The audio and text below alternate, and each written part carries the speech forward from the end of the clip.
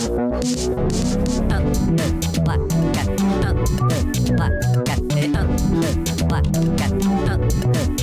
a déjà commencé. Ça a déjà commencé.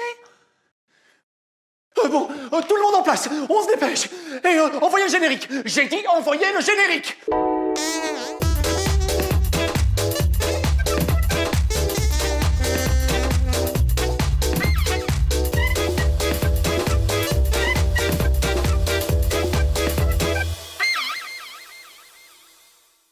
Bonjour les amis, je me présente, je m'appelle Al le génie. Ou le génie Al.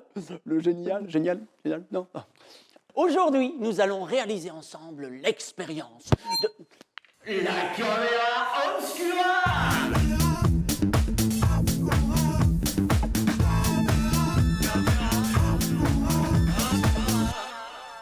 La caméra obscura, mes très chers amis, est une expression latine qui signifie littéralement « chambre obscure ».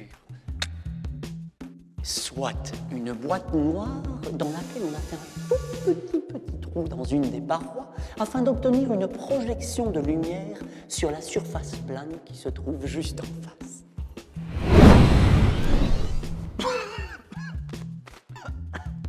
Ce principe ne date pas d'hier, puisque le grand Aristote lui-même, au IVe siècle avant Jésus-Christ, écrivait déjà « Toute lumière entrant par un petit orifice dans une pièce sombre produit une image inversée de l'extérieur de la pièce sur le mur opposé à cet orifice. » Compris? Non, ça fait rien. De toute façon, nous allons le prouver à présent à travers nos deux expériences. Mesdames et messieurs, bonjour! Pour cette première expérience, vous vous munirez de 2 rouleaux de papier essuie-tout, d'un papier calque, d'un ruban adhésif, de papier cartonné noir, d'une latte, mais aussi d'un crayon ordinaire. J'ai dit un crayon ordinaire. Merci. Et enfin, d'une paire de ciseaux, d'un cutter et d'une épingle. Il ne vous aura pas échappé, mes très chers amis, que ces 3 derniers objets sont, comment dire, tranchants, coupants, piquants, contondants. Enfin, il faudra faire rigoureusement, particulièrement, excessivement, infiniment, vachement attention lors de leur périlleux maniement. Bon, quand faut y aller, faut y aller. Commencez par découper une fente de toute la longueur de votre papier essuie-tout. Oui, un rouleau, évidemment, que vous aurez préalablement débarrassé de tout le papier essuie-tout, évidemment. Vous aurez tout aussi vite fait de demander à vos chers géniteurs 2 rouleaux de papier déjà usagés. Découpez donc une fente dans toute la longueur du rouleau.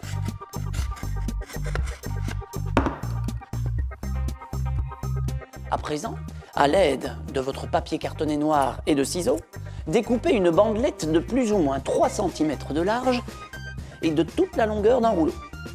Prenez le rouleau que vous venez de découper et placez-le autour du rouleau vide. Collez à présent la bandelette sur le rouleau que vous venez de découper afin de l'élargir.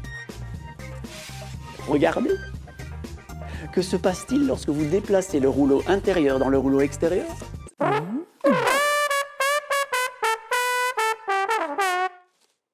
Oui, bon, bref. Séparez à nouveau les 2 rouleaux l'un de l'autre. Prenez à présent votre rouleau extérieur et à l'aide de votre papier cartonné noir, bouchez l'un des 2 côtés. Vous allez obtenir ceci. Prenez une épingle, faites un trou en plein centre de ce côté que vous venez de boucher. Et souvenez-vous de ce que je vous ai dit, faites particulièrement, rigoureusement, excessivement, infiniment, vachement attention. Et voilà. À présent, prenez votre rouleau intérieur. Et cette fois-ci, avec du papier calque, bouchez l'un des 2 côtés. Vous allez obtenir ceci. Emboîtez les 2 rouleaux l'un dans l'autre, en commençant bien par le papier calque. Placez votre œil du côté non bouché des 2 rouleaux. Et qu'est-ce qu'il se passe? Que se passe-t-il lorsque vous regardez le point lumineux à l'extérieur? Que se passe-t-il, hein?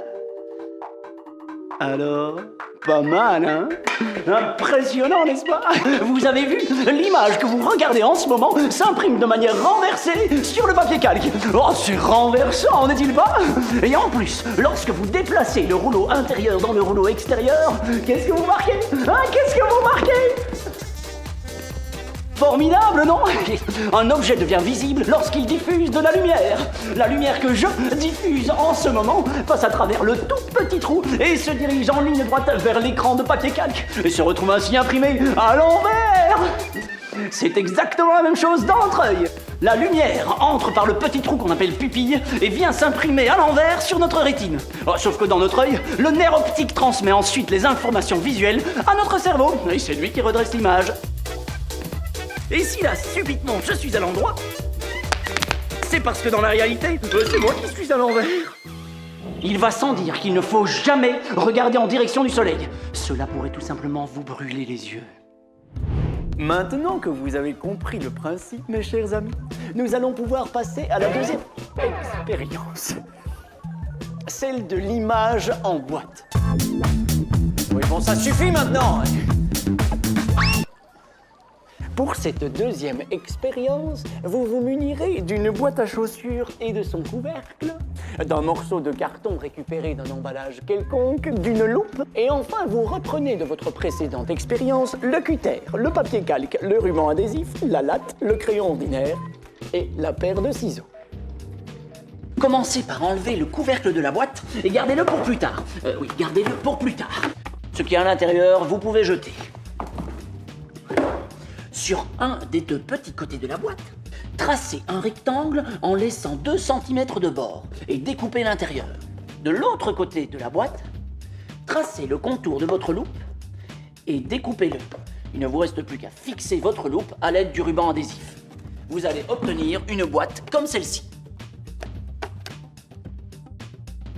Prenez à présent votre morceau de carton récupéré et découpez 2 rectangles légèrement plus petits que le petit côté de la boîte. Ainsi, vous pouvez les faire coulisser à l'intérieur de la boîte à chaussures. Sur ces rectangles, tracez à l'aide de votre latte des bords de 1 cm et découpez l'intérieur. Entre ces 2 cartons ainsi obtenus, fixez à l'aide de votre ruban adhésif un morceau de papier calque de la même taille que ces rectangles. Vous allez obtenir ainsi un écran. Il ne vous reste plus qu'à fixer une petite bandelette de carton qui va vous permettre de faire bouger votre écran à l'intérieur de la boîte. Prenez votre couvercle et découpez une fente de 2 cm sur toute la longueur afin de faire passer la languette de carton qui vous sert de manche pour votre écran. Il ne vous reste plus qu'à faire une toute petite fente pour faire passer le manche de la loupe cette fois. Refermez votre boîte et regardez. Lorsque vous diminuez ou augmentez la distance entre la loupe et l'écran, vous pouvez remarquer que la taille de l'image change, mais aussi sa netteté. C'est un peu comme dans notre œil. À part que dans notre œil, c'est la cornée et le cristallin qui assurent ensemble la mise au point. C'est dans les années 1830 que des petits malins ont eu l'idée d'équiper notre caméra obscura d'une lentille. Et c'est ainsi que naquit la fabuleuse histoire de l'appareil photo. Impressionnant, non?